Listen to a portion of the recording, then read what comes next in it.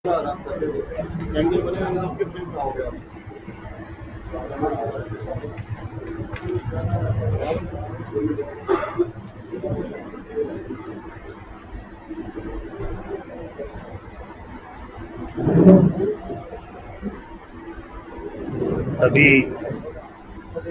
हिसार नगर वासियों को मेरा प्रणाम और सभी जो आज पत्रकार साथी और फेसबुक यूट्यूब चैनल के सभी साथियों का मैं धन्यवाद करता हूं। और आज का दिन एक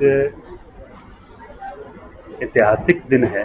आज के दिन शहीद आजम भगत सिंह का जन्म दिवस है और आज ऐसा ऐतिहासिक दिन युवाओं को प्रेरणा के रूप में, प्रेरणा दिवस के रूप में जो है मनाना चाहिए, क्योंकि युवा जो हैं, युवाओं के प्रेरणा स्रोत हमेशा भगत सिंह जी रहे हैं। और भगत सिंह एक विचारधारा थे। भगत सिंह का कहना था कि जो युवा देश में बदलाव ला सकते हैं, तो युवाओं की शक्ति ही देश में बदलाव ला सकती है। और आज 40% आबादी जो है, जो 40 वर्ष तक के, क्योंकि मैं 40 वर्ष तक के आयु के लोग युवा ही होते हैं, तो युवा 40% आबादी जो है युवाओं की है। और युवाओं को राजनीति में भाग लेना चाहिए और युवाओं को राजनीति में अपना जो है हिस्सा भी रखना चाहिए, क्योंकि युवा की सोच जो है देश को आगे बढ़ाने की होती है। और आज का दिन शहीद आजम भगत सिंह को याद करके और युवाओं को जो है, मैं युवा साथियों को एक ही बात कहूंगा कि हमें जो है राजनीति में, चाहे छात्र संघ से, क्योंकि स्टूडेंट पॉलिटिक्स से मेरी शुरुआत भी 1994 में स्टूडेंट पॉलिटिक्स से हुई थी। आज छात्रों की बहुत सी समस्याएं होती हैं और छात्र संघ का चुनाव जो होता है वो होना भी जरूरी है। और छात्र संघ से ही राजनीति की शुरुआत होनी चाहिए और युवाओं की देश में राजनीति में भी भागीदारी होनी चाहिए। मैं ये निश्चित करवाऊंगा कि युवाओं के लिए जो छात्र संघ के चुनाव भी जरूर होने चाहिए, ताकि जो है वो अपनी विचारधारा को पॉलिटिकल पार्टियों तक पहुंचा सके। और एक हमने देखा है कि हमारा हिसार शहर आज अफीम, चरस, गांजा जैसे नशे जो है बढ़ते जा रहे हैं और युवाओं जो है उनकी गिरफ्त में आते जा रहे हैं। ये हम संकल्प लेते हैं कि नशा मुक्त हिसार बनाएंगे और युवाओं को इस गर्त से बाहर निकालेंगे, उन्हें समझाएंगे और जो ये कारोबार नशे का करते हैं, सूखे नशे का, उन्हें सख्त से सख्त सजा मिलनी चाहिए। उनके खिलाफ सख्त जो कानून बनाने की जरूरत है, वो सख्त कानून बनाकर उन्हें सजा भी दिलाएंगे। और स्टूडेंट्स की मैं मानता हूं कि चाहे कॉलेज के हों, चाहे यूनिवर्सिटी के हों और चाहे कोचिंग सेंटरों के हों, सभी के लिए जो है 24 घंटे की एक हेल्पलाइन बनाई जाएगी, जिसमें वो अपनी बात रखेंगे। जो अपने जो समस्याएं हैं वो मेरे साथ भी साझा कर सकेंगे और उनकी जो भी समस्याएं आती हैं, चाहे वो एक स्थान से दूसरे स्थान तक ट्रांसपोर्टेशन की, चाहे एडमिशन के वक्त की, और कहीं भी कोई, जैसे आज भी गुरु जम्बेश्वर यूनिवर्सिटी का हमने अखबारों में पढ़ा मैंने कि उन्हें स्टूडेंट्स को जो दिक्कत आती है कि आज रिजल्ट में ही ऑनलाइन एयरफेयर की हुई थी, तो ऐसी दिक्कतें ना आए, तो हम जो है इसमें हेल्पलाइन बनाएंगे स्टूडेंट्स की और उनके साथ सीधी वार्तालाप करके उनका समाधान करवाने का हम काम करेंगे। और राजनीति की बात करें तो स्टूडेंट्स को, क्योंकि एक विजन होता है कि युवा सोच है, तो उनकी विजन के साथ उनका एक जो है जो स्टूडेंट संगठन बनेंगे, जो मैंने अभी इलेक्शन की बात की सभी जगह, तो उनके साथ बैठकर समय समय पर जो बदलाव की जरूरत है योजनाएं बनाकर हम काम करेंगे। आज जो है भगत सिंह जी का 28 सितंबर 1907 को जन्म हुआ था और 23 वर्ष की आयु में वो ऐसी छाप छोड़कर गए कि आज युवा के आइकॉन शहीद आजम भगत सिंह हैं। और उनके मार्ग पर चलना, उनके दिखाए मार्ग पर चलना, उनकी सोच ये थी, उस समय की जो सोच थी कि देश आजाद कराना, और खाली आजादी मिलने से आजादी नहीं, उनका था कि सबको समानता का अधिकार भी मिले, सबको जो है इस देश में जो है सामाजिक रूप से एक होकर काम करने का भी अधिकार मिले, और सभी को शिक्षा का अधिकार मिले, सभी को चिकित्सा का अधिकार मिले, और सभी जो है सुरक्षित रहे। ऐसी उनकी विचारधारा थी। भगत सिंह एक सोच, एक विचारधारा थे। उन्होंने जेल डायरी भी लिखी, उनकी डायरी में अगर आप पढ़ोगे तो उनकी विचारधारा स्पष्ट नजर आती है कि वो खाली आज़ादी नहीं, वो एक सभी को समान रूप से जिंदगी मिले, ऐसी आज़ादी चाहते थे। ऐसा आज़ाद देश का उनका संकल्प था। और आज मैं युवाओं को यही अपील करूंगा कि उसी संकल्प पर हम सब ने चलना है, और हम सब जो है जो स्वच्छ राजनीति का हिस्सा बने, और अपने शहर को जो स्वच्छ और नशा मुक्त शहर बनाने के लिए संकल्प लें। आज के दिन यही उन्हें सच्ची श्रद्धांजलि होगी, और यही उनके जो शहीदी जो हमारे देश के लिए दी उन्हें, यही हमारा एक सच्चा मार्ग होगा उन्हें सच्ची श्रद्धांजलि देने का। आज स्टूडेंटों को क्या समझने मिला?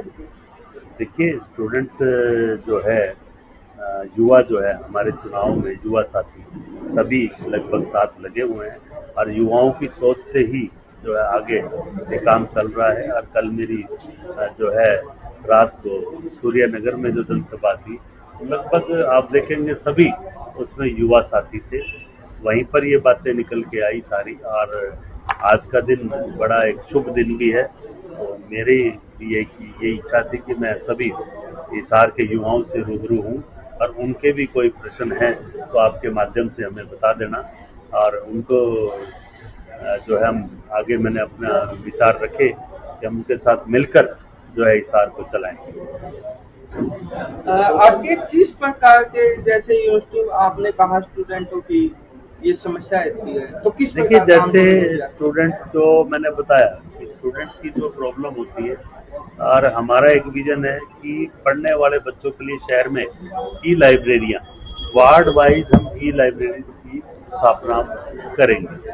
और जो हमारे जो भी समस्याएं उन्हें कॉलेज यूनिवर्सिटीज में आती है, कॉलेज यूनिवर्सिटीज में जैसे आज रिजल्ट को लेकर ही आई, कहीं एडमिशन में कोई धांधली ना हो, मेरिट बेस पे एडमिशन हो, ऐसी जैसी समस्या अनेक हैं। बसेस की है, तो ये सारी समस्याएं कहीं बस क्यू शेल्टर की है, कहीं एक स्थान से दूसरे स्थान तक, यानी शहर बड़ा हो गया।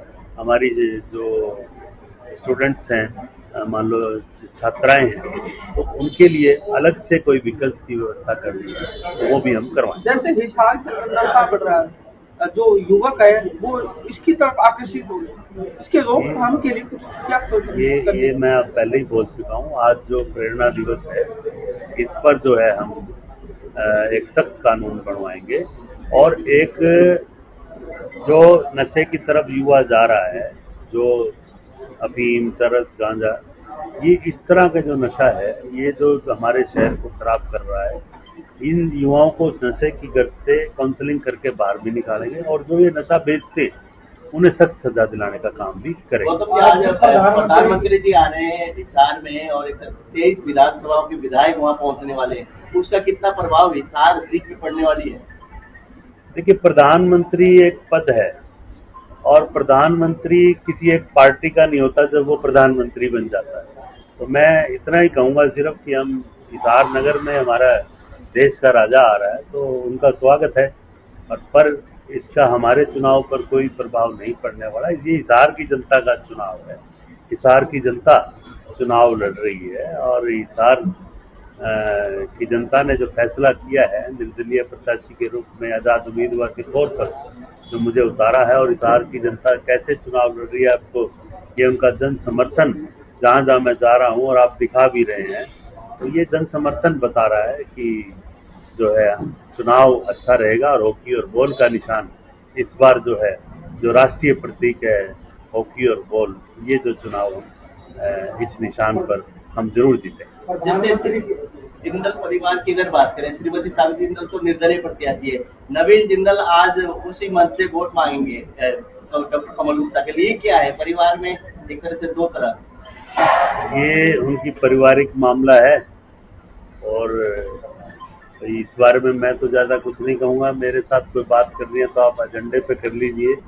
ये किस तरह की राजनीति हो रही है ये सब आप लोगों को पता है कि कैसे जो है जो सेवा निस्वार्थ की राजनीति से मैं कहूँगा। हिसार की जनता से क्या संदेश? हिसार की जनता को मैं ये कहूंगा कि जो आने वाली 5 तारीख है ये हिसार नगर का, हिसार शहर का, हिसार विधानसभा का भविष्य तय करेगी। और ऐसा भविष्य हम चाहते हैं कि जो हमारे बीच में रहे विधायक और विधायक आप जिसे चुने तो उसके साथ इजी अप्रोचेबल, यानी आप उनके पास जा भी सके और आप मिल भी सके। तो ऐसा जो आपने मुझे भी अपना उम्मीदवार बनाया है तो मैं आपसे ये अपील करूंगा कि हमेशा आपके बीच रहा हूँ, हमेशा आपके बीच रहूंगा। नगर निगम के मेयर के नाते जो मेयर के कार्य थे उसमें मैंने अपनी जिम्मेवारी बखूबी निभाई है। और आप लोगों से एक आग्रह करूंगा कि मेयर के कार्यकाल की तुलना पिछले मेयर से करनी चाहिए।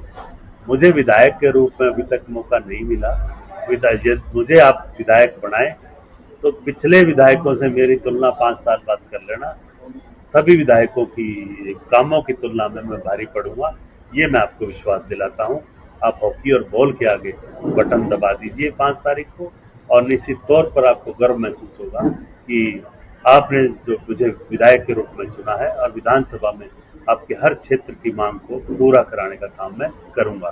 चाहे वो शिक्षा का क्षेत्र हो, चाहे वो चिकित्सा का क्षेत्र हो, चाहे कानून व्यवस्था का क्षेत्र हो, सभी के लिए सभी क्षेत्रों में मैं काम करूंगा। आप मेयर रहे, वहीं डॉक्टर कमल गुप्ता निकाय मंत्री थे, क्या आपस में आप दोनों का तालमेल था हिसार शहर के विकास कार्य को लेकर?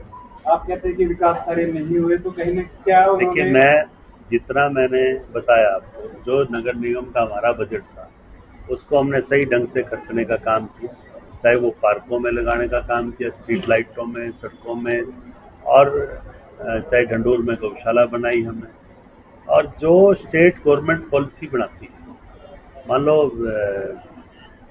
हमने सीवरेज लाइन की, हमारे पास नहीं था काम, हिसार नगर की काफी एरिया में हमने सीवरेज लाइन बनाने के प्रस्ताव बार बार पास करके दिए, उस पर कार्रवाई नहीं करने। और एक गलत कानून हमारे पे प्रॉपर्टी टैक्स आईडी का जो थोपा गया, जिसको आज तक हिसार की जनता भुगत रही है, हमने बार बार उसका विरोध किया। वो पहले भी मैं खुलासा कर चुका हूँ आपके आगे कि आज की भी अखबारों में आपने पढ़ा कि वो इंजीनियरिंग ब्रांच इसमें लगा दी।